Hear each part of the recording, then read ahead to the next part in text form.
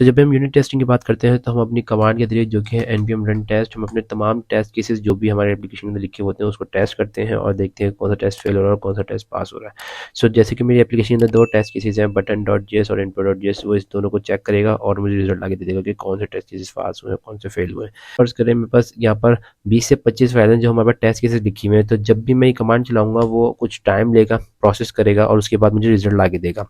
इसके बरक्स मेरे पास वो तमाम फाइल्स, फर्स्ट करें मैं अपने इनपुट के अंदर काम कर रहा हूँ, मेरे पास बाकी 24 की 24 फाइलें बिला वजह टेस्ट केसेस रन हो रहे हैं जिनकी ना डिपेंडेंसी है उस पर्टिकुलर कंपोनेंट्स के ऊपर कुछ है, सो और टाइम कंज्यूमिंग हो रहा है। तो इसके लिए कमांड होती है जिसके लिए आप सिंगल उस पर्टिकुलर टेस्ट केस की फाइल को टेस्ट कर सकते हैं और बाकी फाइल्स को जो है वो ओवरराइट कर सकते हैं। तो वो कमांड है टेस्ट सिंगल, और उसके बाद मैंने रिएक्ट स्क्रिप्ट लिखी है, टेस्ट लिखा है, फिर उसके अंदर एक फाइल का वेरिएबल बनाया जो कि मुझे बताएगा कि कौन से टेस्ट केस की फाइल मुझे जो है वो चलानी है। कवरेज में अगर देखना चाहूँ तो कवरेज आ जाएगी, और उसके बाद जो है मैंने लिखा है कलेक्ट कवरेज फॉर्म किस फाइल से करनी है मुझे, .js की फाइल से। जो कोड पर्टिकुलर मुझे कवर करना है वो किस फाइल का करना है, .js फाइल का। तो ये वो कमांड है, जैसे कि आप देख सकते हैं फाइल के अंदर मैंने पाथ दिया है टेस्ट फाइल का, तो ये जो कि मेरी src के अंदर कंपोनेंट्स के अंदर इनपुट की फाइल है .टेस्ट, और दूसरे मैंने पाथ दिया है जो कि फाइल जेएस का वेरिएबल है जो कि है कंपोनेंट के अंदर input.js का, जो .js का कोड है जिसको उसको कवर करके बताना है कि कितनी लाइंस कवर हुई हैं और कितनी लाइंस अभी बाकी हैं। तो इसी कंपोनेंट फोल्डर के अंदर input.js की फाइल है।